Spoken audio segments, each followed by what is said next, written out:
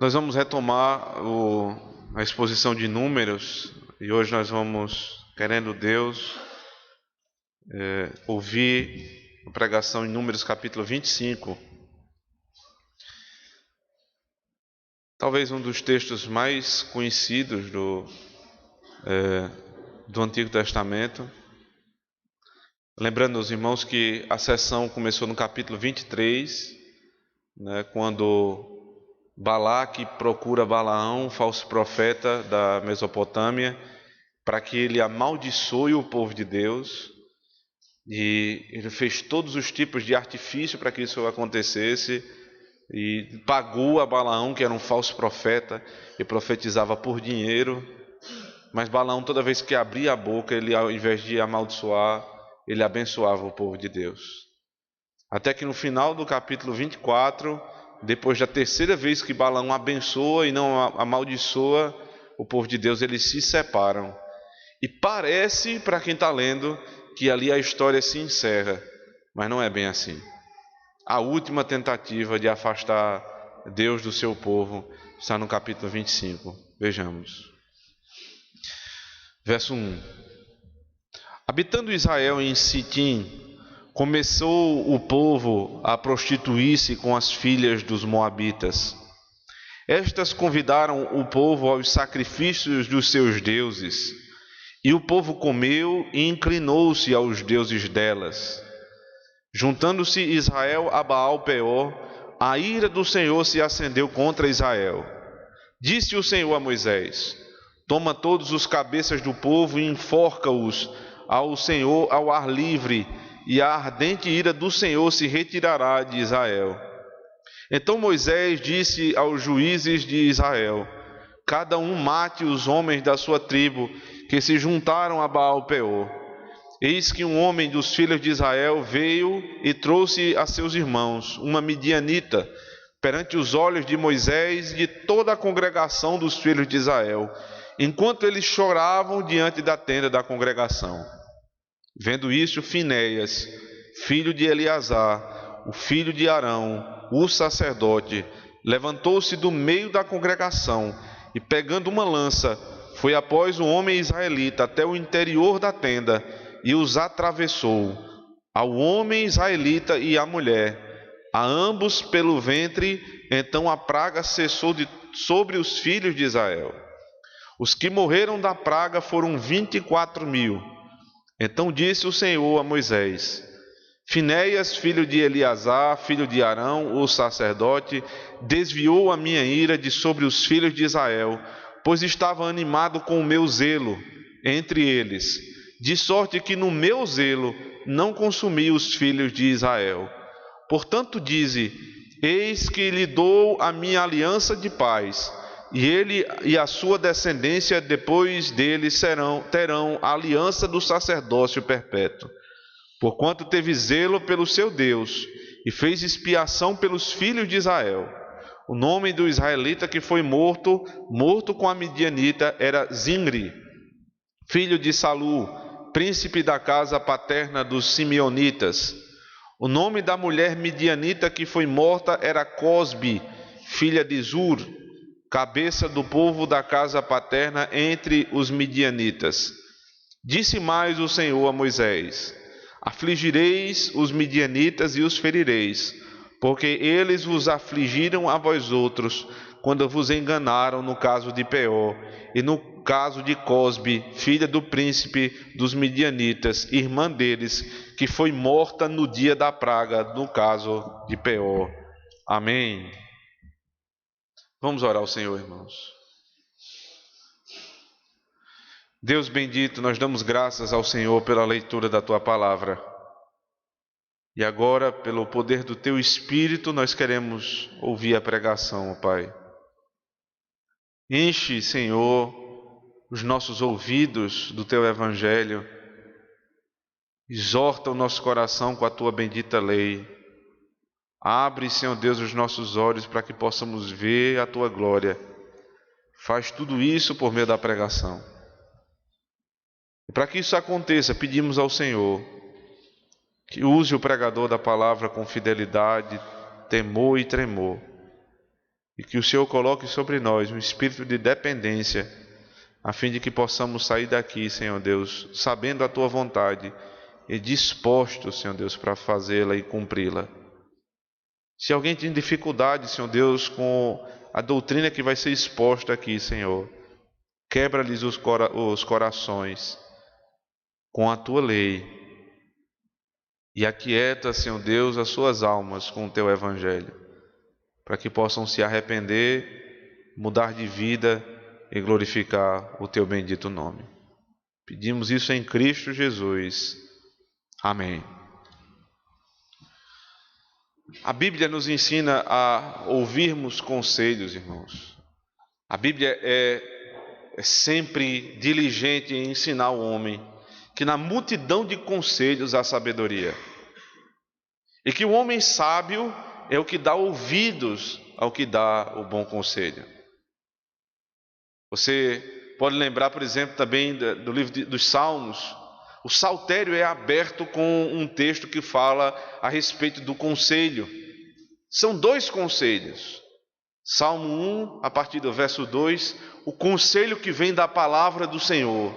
Aquele que medita na lei de Deus de dia e de noite, que ama ouvir a voz do Senhor, que está escrita na palavra do Senhor, e que se submete a essa lei, e que é como árvore frondosa que dá o seu fruto ao seu tempo, e que está colocada, junto aos ribeiros de água, e que é uma árvore próspera.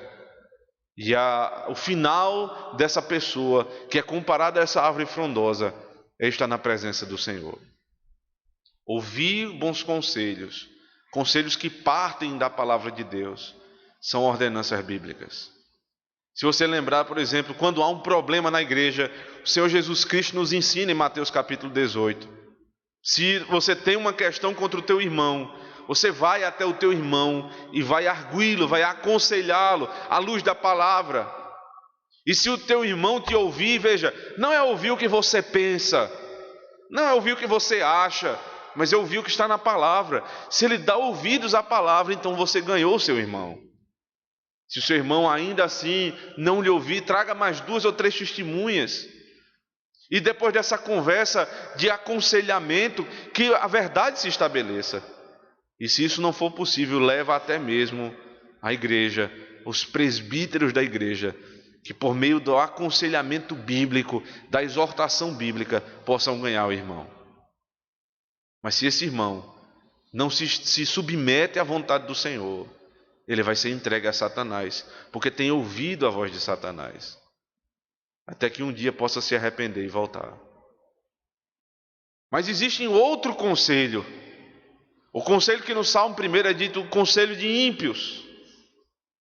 E há uma digressão naquele texto, você lembra muito bem no verso 1. Primeiro você ouve o conselho do ímpio, depois você anda no caminho do ímpio. E por fim, quando você menos espera, você está sentado com os ímpios. Você ouviu o canto da sereia, a voz da serpente.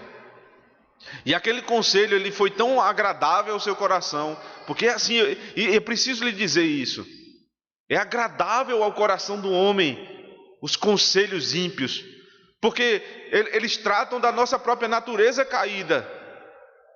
Eles dizem: o que importa é você ser feliz, o que importa é você satisfazer os seus desejos. E eles vão lhe confundir, porque fizeram isso com Eva, fizeram isso com a nossa irmã Eva. Ele disse: que Deus é esse? Ele lhe colocou num jardim para você não desfrutar do jardim. Quer dizer que você não pode comer de nenhum fruto, quando Deus havia dito: coma de todos os frutos, só não um, estabelecendo o princípio de submissão à vontade do Senhor, mas de suficiência naquilo que foi providenciado. E ela disse: é verdade. Ela primeiro freou, mas depois ela disse: é verdade. Ora, se Deus deu esse jardim, então talvez é porque ele não seja tão bom assim. Se ele me privou isso, é porque ele talvez não seja tão bom assim. E ela se engana com aquilo. Ela se engana com o conselho ímpio da serpente. Conselho, irmãos. Um bom conselho é algo que vai lhe ajudar nos caminhos do Senhor. O que é que a gente pode estabelecer por mau conselho? Não é ligado à pessoa que fala, simplesmente. Porque você não ouve conselhos de inimigos. Preste atenção nisso. A maldade de Satanás, ela está também na pessoa que ela usa para lhe dar conselho. Porque quando um inimigo vem para você, vem lhe aconselhar, você diz, ele só pode estar querendo meu mal. Então você se afasta dele. Mas você geralmente dá ouvidos aos conselhos daquele que você, e você tem convivência, que você confia de algum modo. Então aí é onde mora o perigo. Com quem eu ando? Quem são minhas companhias? Quem são meus conselheiros? Quem são meus amigos? Porque na hora da necessidade eu vou até essas pessoas para pedir conselho. E quando eu não peço, elas mesmas vêm para me aconselhar. Então o conselho bom, ele não está ligado simplesmente à pessoa que fala, mas o que a pessoa fala. Seu bom amigo não é um amigo que está com você para lhe aconselhar em qualquer situação, mas o que lhe aconselha à luz da Escritura. Todo aquele que abre a boca, eu já ouvi isso, irmãos, tratando de uma separação de um casal, na época que eu era presbítero ainda regente, em outra igreja, nós tratávamos de um casal e fomos conversar com a esposa, ela disse, não, mas eu conversei com as irmãs da igreja, e elas disseram que o que Deus quer é que eu seja feliz. Deus quer que eu seja feliz, que eu seja, que eu de alguma maneira viva livre. Esse casamento é uma prisão.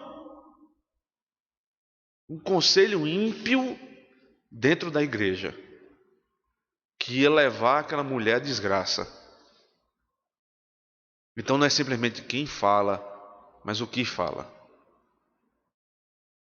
Você não deve ouvir os conselhos nem mesmo dos seus pastores, se não estiver baseado, alicerçados na vontade do Senhor, revelada na Sagrada Escritura. O conselho é algo bom. Na multidão de conselhos há sabedoria, mas você tem que ter discernimento para ouvir o conselho. E por que eu digo isso? Porque esse é um texto que está tratando de um conselho recebido. Como eu falei no início, antes mesmo de lermos o texto do sermão, parece que o caso tinha sido resolvido no capítulo 24. Observe na sua Bíblia, verso 25. Então Balaão se levantou e se foi e voltou para a sua terra, e também Balaque se foi pelo seu caminho. E aí você diz, então está resolvido. A igreja ela está declarando vitória sobre Balaão e Balaque. Ela foi abençoada. Mas aqui o que está sendo declarado é a vitória de Deus sobre Balaão e Balaque. Porque eles tentaram separar Deus do povo e não conseguiram. Porque Deus é fiel à sua aliança. Por 3 vezes eles tentaram que Deus amaldiçoasse o povo. E por 3 vezes Deus abençoou o povo por meio de Balaão. Então esse é o princípio que ficou claro aqui. Deus não vai deixar o seu povo. Nada vai nos separar do amor de Deus que está em Cristo Jesus. Esse é o princípio. Mas aí faltava ainda testar o povo. E foi esse o conselho de Balaão. Ele disse, eu não posso ir contra Deus, é verdade. Balaque, nem que você me desse todo o ouro do mundo. Observe o verso 13 do capítulo 24. Ainda que Balaque me desse a sua casa cheia de prata e ouro, não poderia traspassar o mandado do Senhor, fazendo de mim mesmo bem ou mal. O que o Senhor falar, isso falarei. Ele está simplesmente declarando uma verdade. Eu não tenho poder contra Deus. Ele não vai se apartar do seu povo. Ele é fiel. Mas o verso seguinte diz, verso 14: agora, eis que vou ao meu povo, vem, avisar-te-ei do que fará este povo ao teu. a palavra que avisar, né, ela tem a ver também com o que está sendo dito logo em seguida, né, a profecia, a última profecia de Balaão, que é até messiânica, que ele fala até de Cristo, né, como um leão da tribo de Judá que vai ser levantado e vai salvar esse povo. Mas ele ainda vai dar um conselho que não está sendo tratado aqui no capítulo 24, que está sendo colocado em prática no capítulo 25, mas não é expresso aqui. Mas tem um capítulo na Bíblia, ainda no livro de Números, que vai relatar qual foi o conselho de Balaão a Balaque, antes de se separarem. Abra comigo. Números capítulo 31.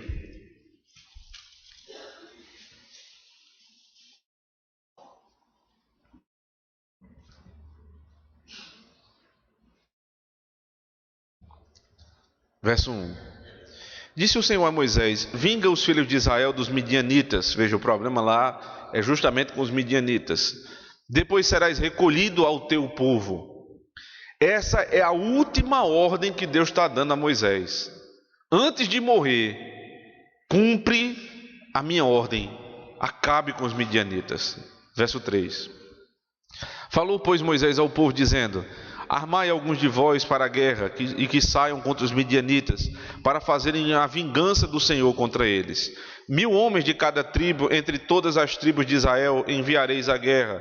Assim, dos milhares de Israel foram dados 1000 de cada tribo, 12.000 ao todo armados para a guerra. Mandou-os Moisés à guerra de cada tribo 1000, a estes e a Finéias, filho do sacerdote Eleazar, o qual levava consigo os utensílios sagrados, a saber, as trombetas para o toque de rebate. Pelejaram contra os midianitas como o Senhor ordenara a Moisés, e mataram todo homem feito. Mataram, além dos que já haviam sido mortos, os reis dos midianitas, Evi, Requem, Zur, Ur e Reba. 5 reis dos midianitas também, Balaão, filho de Beor, mataram a espada. Veja, eles estão matando os midianitas, porque eles fizeram mal a Israel. Final do capítulo, você voltar comigo, Números capítulo 25, eles estão cumprindo a ordem que foi dada a Moisés. Verso 16.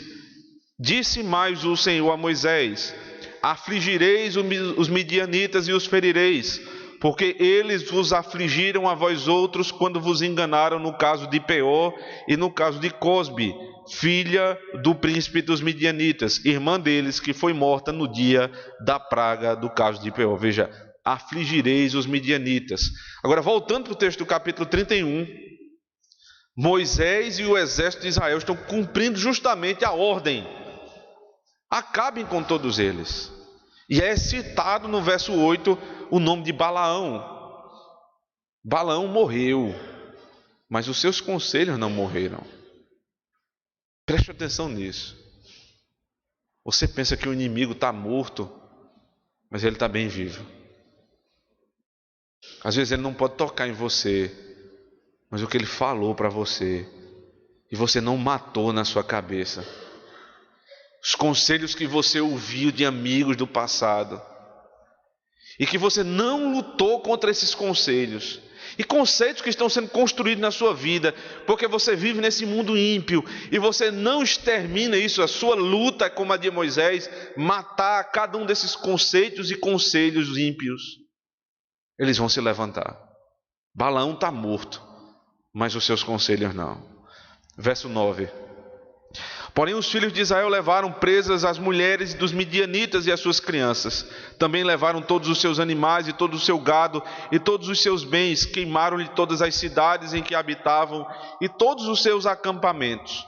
Tomaram todo o despojo e toda a presa, tanto de homens como de animais. Trouxeram a Moisés e ao sacerdote Eleazar e à congregação dos filhos de Israel os cativos e a presa, e o despojo para o arraial nas campinas de Moabe, junto ao Jordão, na altura de Jericó. Eles cumpriram a vontade de Deus, mas não cumpriram toda a vontade de Deus. Deus diz: você tem que exterminar o povo de Midian. E eles matam os homens, mas deixam as mulheres. Eles ficam com os bens, eles ficam com as mulheres. Talvez pensando como Saul.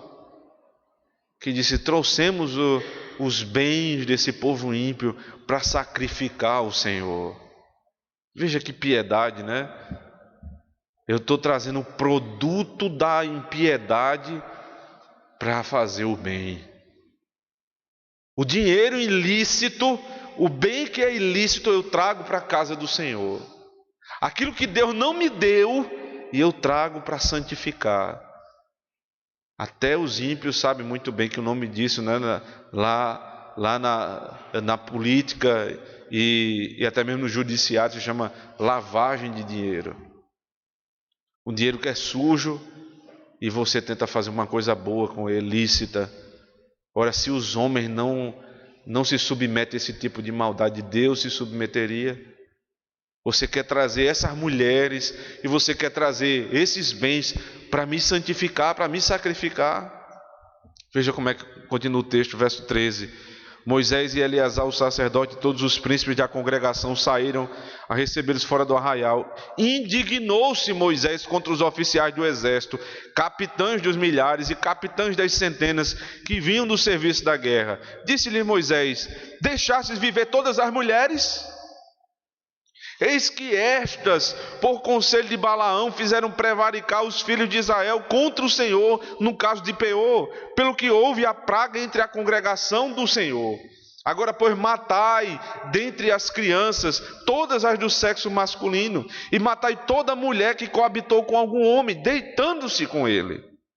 Porém, todas as meninas e as jovens que não coabitaram com algum homem, deitando-se com ele, deixai-as viver para vós outros. Vocês vão se juntar com a mulher da prostituição? Vocês vão tomar essas mulheres para si? E vocês vão formar famílias com prostitutas? É isso que vocês querem? Moisés se indigna e se ira contra esses homens. Porque a ordem foi: mate todos que se prostituíram. A que prostituição é essa? Volta comigo para Números 25. Logo no início do capítulo. O texto diz assim: habitando Israel em Sitim, começou o povo a prostituir-se com as filhas das moabitas. Estas convidaram o povo aos sacrifícios dos seus deuses, e o povo comeu e inclinou-se aos seus deuses. Você percebe? Há uma ligação direta. Eles se prostituíram. O que é prostituir-se? Eles mantiveram relação íntima com mulheres que não eram de Israel. E o que é que aconteceu em seguida? O culto foi prostituído. Prostituição física que leva à prostituição espiritual. Sabe por quê? Ninguém vive uma vida de devassidão para servir melhor a Deus. Isso é uma loucura. O sujeito diz assim: não, eu vivo dessa maneira, né? Eu casei com uma mulher ímpia, mas eu fiz isso para evangelizar. E muita gente diz isso, isso é uma tremenda loucura. É para ganhar essa pessoa para Cristo. Mas há uma lei estabelecida aqui. Há um princípio que foi dado. Vocês não vão se juntar com as midianitas. Porque se vocês se juntarem a essas mulheres, a prostituição física vai virar prostituição espiritual. E o culto se torna idólatra. Para que isso não fique apenas num texto, eu queria passear um pouco pela Bíblia para que você, né, possa ver como toda a Escritura corrobora com essa tese. Volte comigo para Êxodo capítulo 32, que é um texto que de estrutura muito semelhante. Você tem Êxodo 20, o estabelecimento da lei, a vontade do Senhor é revelada. E lá no 7º mandamento ele diz: não adulterarás. E nesse princípio, não adulterarás, existe fidelidade. Preste atenção nisso. Por que você não pode adulterar? Porque você precisa ser fiel. E por que você tem que ser fiel? Porque Deus é fiel. Porque tudo que a gente deve ser em relação a Deus. tudo que eu preciso ser em relação a Deus. Quando Paulo diz assim: irmãos, vocês devem me imitar, porque eu estou imitando a Cristo. Sede meus imitadores, como eu também sou de Cristo. Ou seja, tudo que eu faço é em Cristo. Então, fidelidade é em Cristo, porque Cristo é o noivo da igreja. Ele nunca olhou para outra mulher, ele nunca sentiu desejo por outra noiva, mas somente pela igreja. Então eu também não posso olhar com olhares impuros para outra mulher. E por que não pode ser duas mulheres? Porque Deus só tem uma, e porque o princípio da nossa fé é monoteísta. É um Deus e um povo. E eles vivem em comunhão. Porque a idolatria é politeísta. Porque se você observar, a família deles é polígama. Se você olhar, por exemplo, nos muçulmanos, é poligamia. Por quê? Porque eles têm aquele Deus que é um ídolo. Ainda que eles digam que é um só Deus, mas é um ídolo. E todas as outras religiões pagãs, elas têm muitos ídolos, muitos deuses. E então eles têm muitas mulheres também. Quando você lê no Antigo Testamento que há poligamia, você não vai ver Deus em nenhum momento prescrevendo aquilo, mas tolerando e ensinando o princípio correto da fidelidade. Então em Êxodo 20 foi expresso: não adulterarás. Mas quando o povo chega aos pés do monte, que está ali esperando Moisés trazer a lei, acontece isso em Êxodo 32, observe. Mas vendo o povo que Moisés tardava em descer do monte, acercou-se de Arão e lhe disse: levanta-te, faze-nos deuses que vão adiante de nós, pois quanto a este Moisés, o homem que nos tirou do Egito, não sabemos o que lhe terá sucedido. Disse-lhes Arão: tirai as argolas de ouro das orelhas das vossas mulheres, dos vossos filhos e vossas filhas, e trazei-mas. Então todo o povo tirou das orelhas as argolas e as trouxe a Arão. Este, recebendo-as das suas mãos, trabalhou o ouro com buril e fez dele um bezerro fundido. Então disseram: são estes, ó Israel, os teus deuses que te tiraram da terra. Veja, agora não é esse o teu Deus, agora são estes os teus deuses. A prostituição espiritual. Eles mudam a natureza do Deus em que eles adoram, porque antes era espiritual e agora é material, e agora isso muda também a forma de adorar. Já não é adorar mais a um Deus em espírito e em verdade, mas agora adorar deuses de maneira material. Veja o que é que continua sendo dito aqui no verso 5. Arão, vendo isso, edificou um altar diante dele e, apregoando, disse: amanhã será festa ao Senhor. Aí, Arão, como sacerdote, quer voltar ao princípio. Ele fala: amanhã será festa a Yahvé. Yahvé ou deuses? Um Deus ou muitos deuses? O que é que vai estar ligado a isso aqui? Continue comigo. No dia seguinte, madrugaram e ofereceram holocaustos e trouxeram ofertas pacíficas, e o povo assentou-se para comer e beber, e levantou-se para divertir-se. Então disse o Senhor a Moisés: vai, desce, porque o teu povo que fizeste sair do Egito se corrompeu, e depressa desviou do caminho que lhe havia eu ordenado. Fez para si um bezerro fundido e o adorou, e lhe sacrificou, e disse: são estes, ó Israel, os teus deuses que te tiraram da terra do Egito. Disse mais o Senhor a Moisés: tenho visto este povo, e eis que é povo de dura cerviz. Primeira vez que essa expressão vai aparecer na Bíblia, é um povo de dura cerviz. Porque Greg Beale, que é um teólogo bíblico da nossa época, ele escreveu um livro que muitos aqui já conhecem. Você se torna aquilo que você adora. Então a tese de Greg Beale é a tese bíblica que está sendo tratada aqui. Qual é o Deus que eles adoram? É um bezerro. Então como é que eles passam a andar com a cerviz dura? Ou seja, ele não mexe o pescoço, como um bezerro também não mexe. Então você vai cada vez mais, quanto mais você adora um ídolo, mais você se parece com ele. Se o princípio bíblico é ser meus imitadores como eu também sou do Senhor, sede santos como o vosso Pai é santo, ou seja, quanto mais eu adoro a Deus de maneira correta e vivo uma vida santa, mais eu me pareço com Cristo. Quanto mais eu estou num culto idólatra, mais eu me pareço com o ídolo. Então agora é um povo de dura cerviz, que não baixa a cabeça para Deus.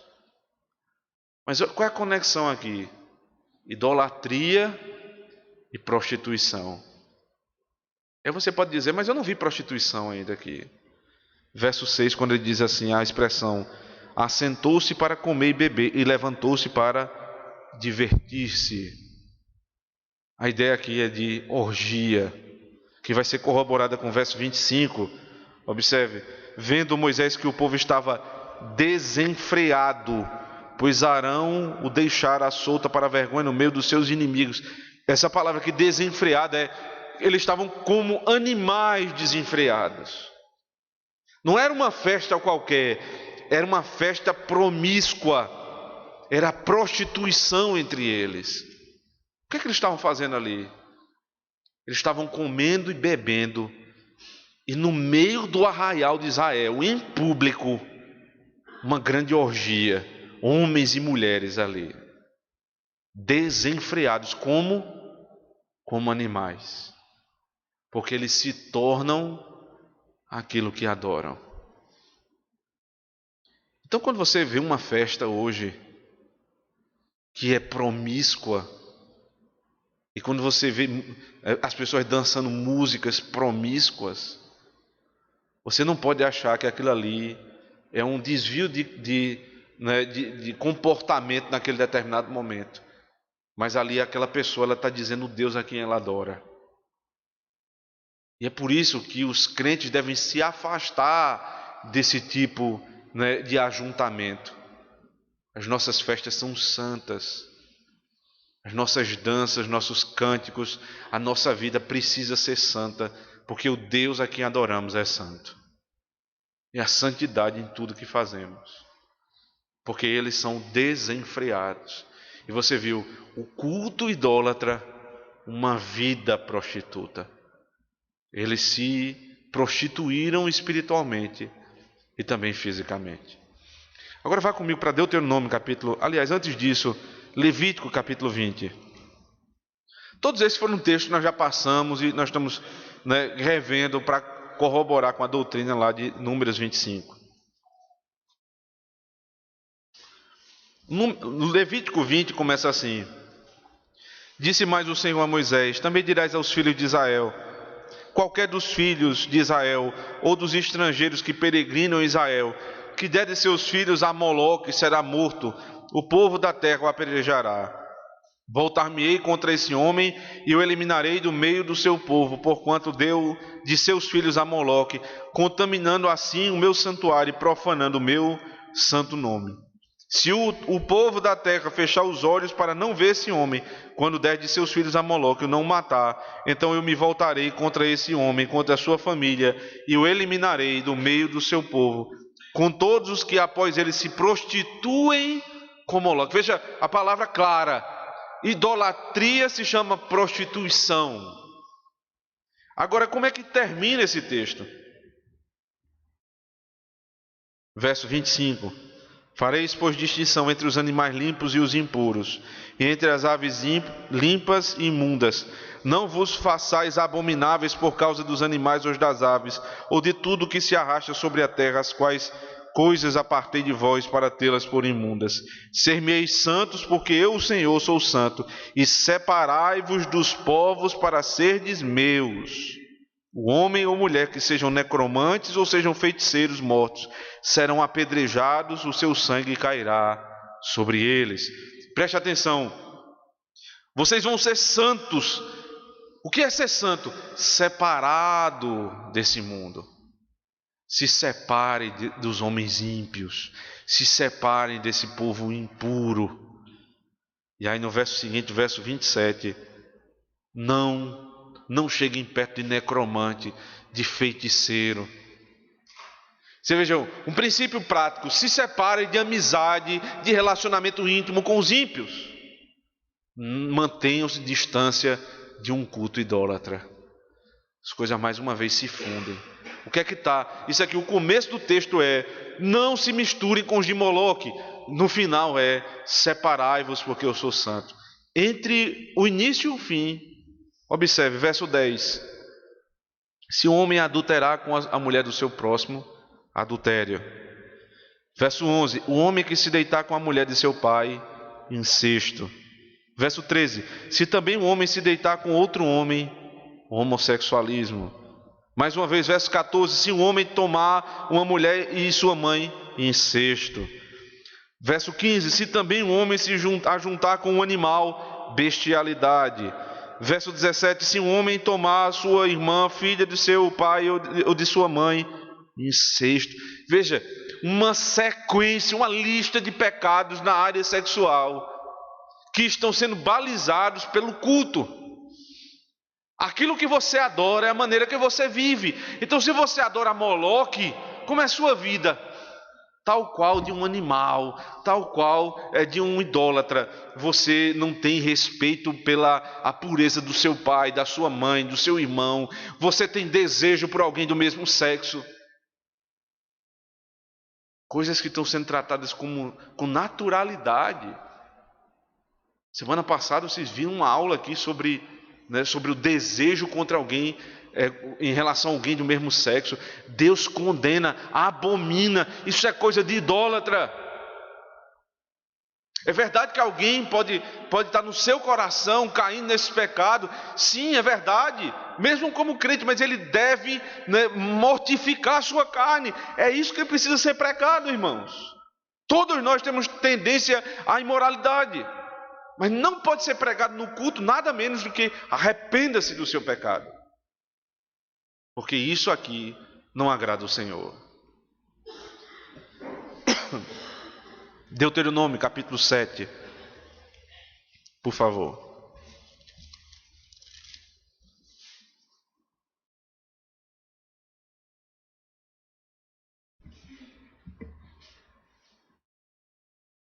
Verso 1. Quando o Senhor teu Deus te introduzir na terra a qual passas a possuir, e tiver lançado muitas nações de diante de ti, os heteus, os gigazeus, os amorreus, os cananeus, os ferezeus, os heveus e os jebuseus, 7 nações mais numerosas e mais poderosas do que tu, e o Senhor teu Deus as tiver dado diante de ti para as ferir totalmente, as destruirás, não farás com elas aliança, nem terás piedade delas, nem contrairás matrimônio com os filhos dessas nações, não darás tuas filhas a seus filhos, nem tomarás suas filhas para teus filhos, pois elas fariam desviar teus filhos de mim, para que servissem a outros deuses, e a ira do Senhor se acenderia contra vós outros, e depressa vos destruiria. Quando o Senhor completar a obra de redenção, a primeira coisa que Ele diz é: vocês não vão dar os seus filhos às filhas deles. As suas filhas não vão se casar com os filhos deles. Porque se isso acontecer no meio de Israel, a minha ira se acenderá contra o meu povo. Você entende o que é isso? Se isso acontecer no meio da igreja, e houver no nosso meio promiscuidade, e que ninguém trata isso, ou se houver jovens que se casem com mulheres ímpias, irmãs que procurem maridos fora da igreja, irmãos que procurem esposas fora da igreja, isso não é um problema dele ou dela, isso é um problema da igreja. Porque ele diz categoricamente: eu vou mirar contra vocês, contra a igreja. Não é contra ele ou contra ela, é contra o meu povo. Contra o meu povo. E se você pensa que isso é coisa do Antigo Testamento, abra comigo 1 Coríntios capítulo 10.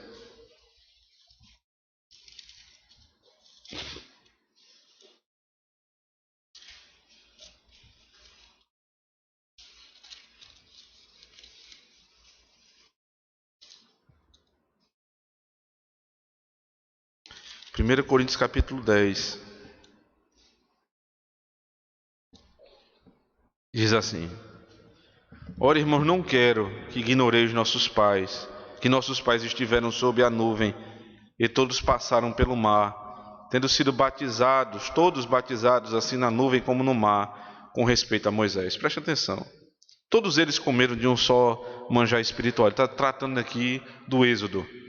E beberam da mesma fonte espiritual, porque bebiam de uma pedra espiritual que os seguia. A pedra era Cristo. A pedra que saciava a sede em Israel era Cristo. Palavras de Paulo. Verso 5. Entretanto, Deus não se agradou da maioria deles, razão porque ficaram prostrados no deserto. Ora, estas coisas se tornaram exemplos para nós, a fim de que não cobicemos as coisas mais, como eles cobiçaram. Não vos façais, pois, idólatras, como alguns deles, porquanto está escrito: o povo assentou-se para comer e beber, e levantou-se para divertir-se. Isso é a citação lá de Êxodo 32 que nós lemos. E não pratiquemos imoralidade, como alguns deles o fizeram, e caíram num só dia 23.000. Não ponhamos o Senhor à prova, como alguns deles já fizeram, e pereceram pelas mordeduras das serpentes. Nem murmureis, como alguns deles murmuram, e foram destruídos pelo exterminador. Estas coisas lhes sobrevieram como exemplos, e foram escritas para a advertência nossa. Não é a advertência de Israel, é a advertência da igreja. Ou seja, tudo isso que ele falou no Antigo Testamento tem vigor ainda na Nova Aliança. Porque é para nossa advertência, de nós, outros sobre quem os fins dos séculos têm chegado. Aquele, pois, que pensa estar em pé, veja que não caia. Não vos sobreveio tentação que não fosse humana, mas Deus é fiel e não permitirá que sejais tentados além das vossas forças. Pelo contrário, juntamente com a tentação, vos proverá livramento, de sorte que possais suportar. Não restam dúvidas, irmãos. O princípio do crente se apartar do ímpio não é uma coisa que estava no Antigo Testamento e não pode ser mais defendida no Novo Testamento. Não é um bom conselho que o pastor vai lhe dar, né? Já tem sido tratado assim. Veja, talvez não seja conveniente se casar com uma mulher ímpia. Não, é biblicamente atestado que isso é lei de Deus, 7º mandamento, e válido para a Nova Aliança. Apartai-vos desse povo. O que eles vão fazer? Qual o problema disso aqui? Vamos para a prática. Eles vão separar o povo de Deus do culto, em primeiro lugar. Você, jovem, não casou ainda e está procurando alguém para casar, e você se encanta por uma moça ou por um rapaz, e não é crente. Eu vou contar o que vai acontecer lá na frente. Eu não sou profeta, mas a Bíblia me dá direito de pensar dessa forma, porque ela já disse isso, como vimos. Vai ter um domingo que você vai se levantar com seus filhos, com sua família, e a alegria é: eu quero ir para a casa do Senhor. Mas sua mulher vai dizer: eu não vou para a igreja, eu quero ir para o clube, eu quero ir para a praia, eu quero ir para a casa da minha família. Ela vai querer qualquer coisa menos vir para a igreja. Está estabelecido aí um conflito. A sua mulher, ela vai ter direito de criar seus filhos. Eu lhe pergunto, qual é a lei da sua casa? É a sua lei, a lei de Deus, ou a lei que ela vai implantar? E é nesse ponto, irmãos, que eu queria ir um pouco mais a fundo para lembrar o que diz a nossa confissão de fé. Que os crentes verdadeiros, professos na verdadeira religião reformada, eles não devem se unir aos idólatras, aos papistas e a todos aqueles que sustentam heresias perniciosas. Ao idólatra, ao pagão, ao católico romano e a todo aquele que se dizendo crente não é, porque sustenta heresia. Por que isso? Ou você pensa como Eva, é porque Deus não é tão bom assim, e você começa a ouvir o conselho ímpio, e dizer: não, na verdade o que Deus quer é minha alegria, que eu seja feliz, e o que Deus quer é que eu possa me casar com essa pessoa. Ou então você se submete à verdade bíblica estabelecida. Quem vai governar sua casa? Que lei vai ter sua casa? Os conflitos vão ser os maiores possíveis. Mas aí um dia você vai dizer assim: não, ela vai para a igreja hoje. Você pega o telefone, liga para o pastor: pastor, minha esposa vai hoje para a igreja. Já ouvi muitos casos desses. Por favor, pastor. Não foi comigo, mas eu ouvi já colegas meus relatando: pastor, minha esposa ela não é crente. Pastor, pegue leve. Cuidado, pastor, seja evangelístico. Por que aquela pessoa está dizendo? Pastor, alivia um pouco. Modifica um pouco o culto. Vamos pensar de outra forma. Para que essa ceia do Senhor no domingo? Porque vai constranger. O que é que está acontecendo com a igreja evangélica hoje? Exatamente isso. Porque se uniram com os ímpios. Porque vivem em sociedades muito próximas aos ímpios. E se submetem aos ímpios. Você vai precisar refazer sua teologia para poder viver. Vai precisar. Igrejas que tiraram a ceia do domingo e botaram na quinta-feira, no sábado, para não constranger os visitantes. Igrejas que não falam a respeito de pecado no domingo de noite, porque tem que ter cuidado com o que o visitante vai pensar. O culto não é para os ímpios. O culto é o encontro entre Deus e o seu povo. Deus e o seu povo. Ele não pode ser maculado pelos idólatras. Um caso parecido como esse, né, que um ímpio entra ali no meio dos crentes. Volte lá comigo para Números 25. Esse texto é tão complexo, irmãos. Nós vamos, na escola dominical, voltar ao tema e vamos tratar sobre casamento misto ainda hoje.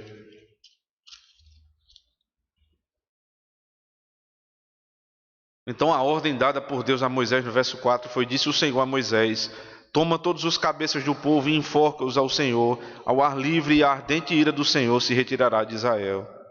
Então Moisés disse aos juízes de Israel: cada um mate os homens da sua tribo, que se juntaram a Baal-Peor. Eis que um homem dos filhos de Israel veio e trouxe a seus irmãos uma medianita perante os olhos de Moisés, de toda a congregação dos filhos de Israel, enquanto eles choravam diante da tenda da congregação. A ordem do verso 4 é: mate todos os cabeças, ou seja, aqueles que são os líderes da rebelião. A ordem de Deus foi essa. Mas em seguida deu uma cena estranha, porque Moisés e a congregação estão chorando ali diante da tenda da congregação, chorando pelo pecado e pela ira de Deus que se acendeu. E nesse momento que eles estão chorando, passa na frente deles um homem chamado Zimri, israelita, e uma mulher chamada Cosbe, midianita. Sem vergonha alguma, eles passam na frente do povo e entram numa tenda. Por quê? Porque Deus tinha dito a Moisés: mate os cabeças. E parece que entre a ordem e o choro, ele não tinha executado ainda a ordem. Preste atenção nisso. Presbíteros da igreja, líderes da igreja. Tem hora que o choro não vai servir de nada. Às vezes não é hora para chorar, é hora para agir. Depois a gente para chorar. Mas eles inverteram, foram chorar para depois agir. E aí o mal se alastrou ao ponto de que alguém descaradamente, publicamente, passou na frente da tenda da congregação com uma mulher ímpia. Porque é assim, irmãos. Quando a igreja não trata o pecado, que é velado, passa a ser público. As pessoas não têm mais vergonha. Antigamente as pessoas tinham vergonha, né? Os que tinham desejo por alguém de outro sexo tinham vergonha disso. Eles ficavam calados. Mas agora, não só não tem mais vergonha, não é somente uma coisa tolerável, mas é uma coisa que eles acham tão gloriosa e de tão bom tom falar em público, que eles vão para as avenidas e fazem parada gay. Não é só parada gay, é parada do orgulho gay. Isso é o fim da picada. Porque agora já não basta mais ser gay. Tem que ir para a rua e dizer que é um orgulho. Quando Deus abomina essas coisas. O aborto era uma coisa que se falava a boca miúda, as pessoas tinham vergonha. Agora as mulheres defendem isso. O direito de matar seus filhos. Causas nobres como essa, né? É maconha. As pessoas defendem, né, ao meio-dia. Direito de fumar maconha, o direito de vender maconha, o direito de matar seus filhos, o direito de matar seus velhos, a eutanásia. Porque não tem freio, porque o Estado não dá freio. E quando a gente volta para a igreja também não dá freio. E as pessoas fazem isso publicamente. Mas aí aparece um homem chamado Finéias, observe verso 7. Vendo isso, Finéias, filho de Eleazar, o filho de Arão, o sacerdote, levantou-se do meio da congregação e, pegando uma lança, foi após um homem israelita até o interior da tenda e os atravessou, a homem israelita e a mulher, a ambos pelo ventre. Então a praga cessou de sobre os filhos de Israel. Porque não fizeram nada, uma praga se alastrou sobre Israel. E aí Finéias vendo, todo mundo chorando, ninguém fazia nada. Então Finéias, ele explica quem era Finéias. Filho de Eleazar, filho de Arão, o sacerdote, um pastor da igreja. Tomou para si a responsabilidade, disse, eu vou acabar com isso. Ele pegou uma lança, abriu aquela tenda, e muito provavelmente os dois já estavam em conjunção carnal, porque ele atravessa com uma lança só, homem e mulher. Como animais eles estavam ali. Porque a idolatria os prostituiu. E foi morto o filho de Deus, um israelita, e um filho de ímpio, que tentaram se misturar. Porque foi posta uma inimizade no mundo. Eu porei inimizade entre ti e a descendência da serpente. Então Finéias acaba. O que é que acontece? A praga cessa. E não só isso, veja o que é que acontece no final do texto, verso 9. Os que morreram da praga foram 24 mil. 24 mil pessoas morreram, verso 10.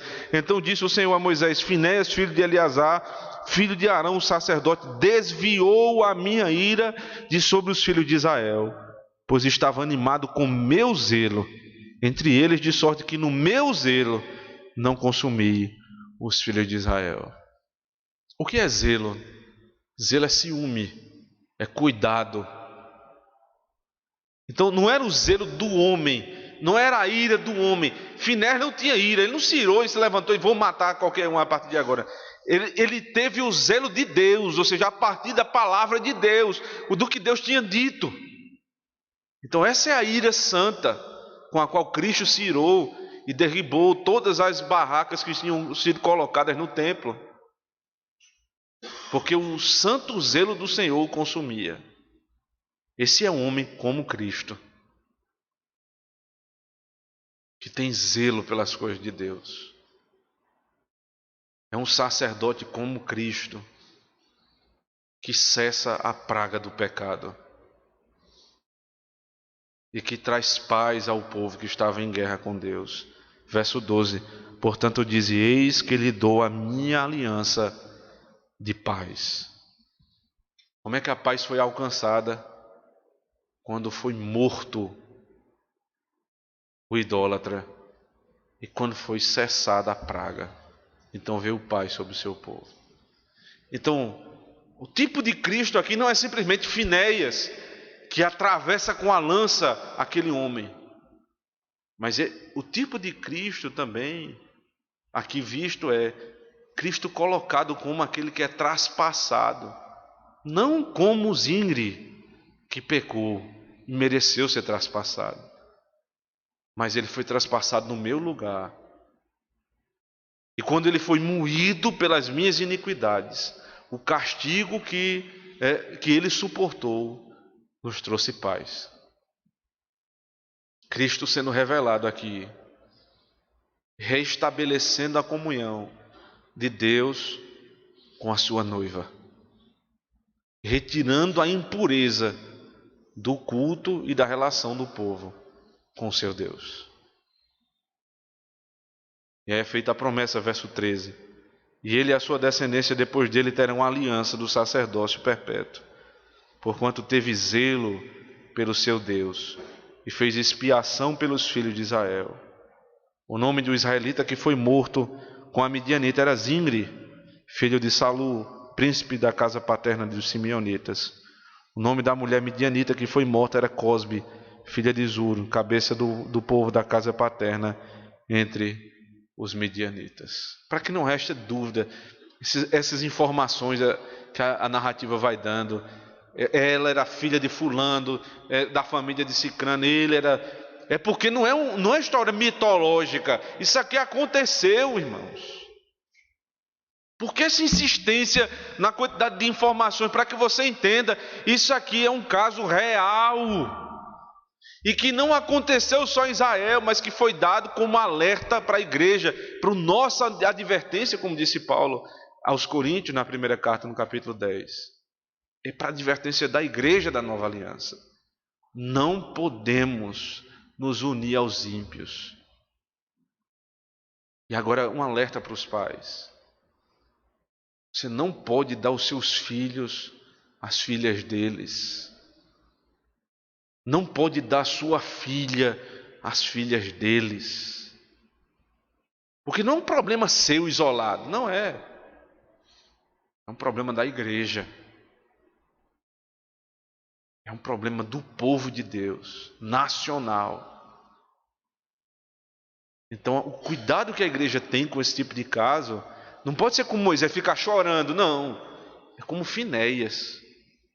Nós não vamos atravessar a lança nos seus filhos se isso acontecer. Mas vai ser atravessado, sim, seu filho, espiritualmente, pela dureza da disciplina.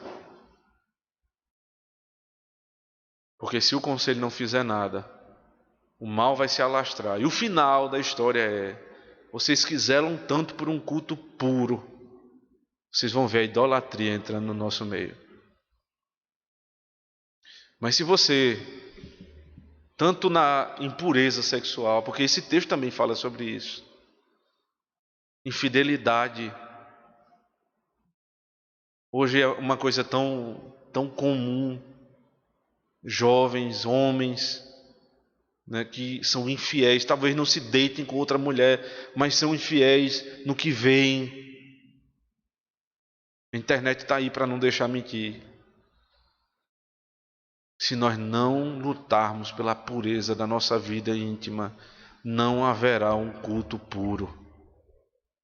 Não haverá uma igreja pura. Nós somos responsáveis não apenas pela nossa vida, mas pela igreja. Mas se você tem caído nesse pecado, eu queria voltar lá para 1 Coríntios 10, para lhe dar a esperança que vem do Evangelho. Primeira carta aos Coríntios, capítulo 10.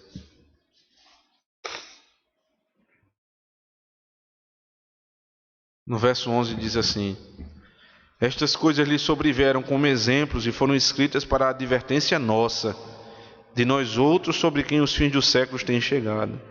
Aquele, pois, que pensa estar de pé, veja que não caia. Você não peca nisso, tenha cuidado. Esse é o tema mais difícil de ser tratado.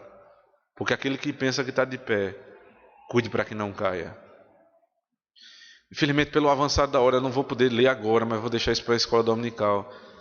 Os textos de Provérbios, irmãos, especialmente 6 e 7, capítulos de Provérbios, que eles falam, né, de um homem ingênuo que vai andando pela rua e parece ser um homem de Deus, e que ele está andando de pé, ou seja, ele não caiu ainda, até que uma mulher na janela da sacada da casa diz assim: ei, psiu, entre,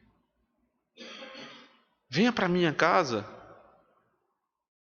Os lençóis estão postos, lençóis finos de cetim, a cama está preparada, meu marido saiu, só volta daqui a tanto tempo, está tudo preparado. E esse homem desvia o seu caminho pelo conselho dos ímpios e entra. E o texto de Provérbios diz que ele entra como um boi que vai para o matadouro. Não é como um leão que vai para rugir, mas como um boi calado que vai para o matadouro. Quando nós tratávamos do texto de Douglas Wilson, o primeiro livro que nós lemos aqui, Futuros Homens, havia um capítulo lá especialmente tratando sobre sensualidade ou sedução feminina. E ele dizia: os homens pensam que é grande prova de masculinidade caírem na sedução de uma mulher. Ele diz: não há nada mais efeminado do que isso. Porque o princípio estabelecido de Deus é: o homem lidera a mulher. Mas quando uma mulher ímpia, prostituta, seduz um homem, o que acontece é que o papel está sendo invertido. Ele é submisso àquela mulher. Por isso que é um boi entrando no matadouro. Não se sinta grande homem, másculo, porque você cai nesse tipo de pecado. Mas isso é uma grande vergonha. Mas qual a esperança que o Evangelho nos traz? Último versículo, verso 13. Não vos sobreveio tentação que não fosse humana, mas Deus é fiel e não permitirá que sejais tentados além das vossas forças. Pelo contrário, juntamente com a tentação, vos provará livramento, de sorte que a possais suportar. É fato que esse é um pecado que atinge homens e mulheres. Mas assim como a Bíblia fala a respeito da fofoca, muito mais ligada à mulher, né? O homem também é fofoqueiro, mas a Bíblia sempre trata muito mais com a mulher. Parece que é alguma coisa muito mais fácil da mulher cair, né? Pela própria natureza da mulher, de conversar. Mas quando vai falar sobre prostituição, o peso maior é sobre o homem. O peso maior é sobre o homem. Você está tentando fugir da impureza na área sexual. Todos nós estamos tentando isso todo o tempo. Lembre-se disso. Deus não vai dar uma tentação além do que você possa suportar. E juntamente com a tentação, Ele dá o livramento. Que Deus nos ajude, irmãos e irmãs, a sermos mais puros. Que Deus ajude os nossos jovens a manter fixo o desejo por criar ou formar família com um filho ou uma filha de Deus. Porque quando você faz o contrário disso, você está dizendo: Deus não é poderoso para me dar uma mulher da sua família. Deus não é tão bom assim para me dar um esposo como Ele prometeu. E você está sendo incrédulo.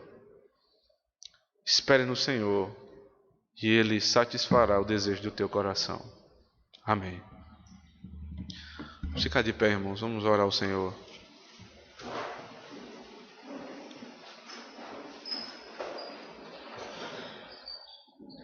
Deus bendito, nós nos envergonhamos, Senhor, porque não há nenhum sequer que não tenha caído em um desses pecados citados aqui, Pai. E aqueles que estão de pé devem cuidar para que não caiam. E os que caíram devem ter a certeza que o Senhor dá com a tentação também o escape e a força, Senhor, para nos livrar desses pecados. Tenha misericórdia da nossa igreja, Senhor. Santifica o teu povo. Limpa, Senhor Deus, purifica a nossa congregação de todo mal.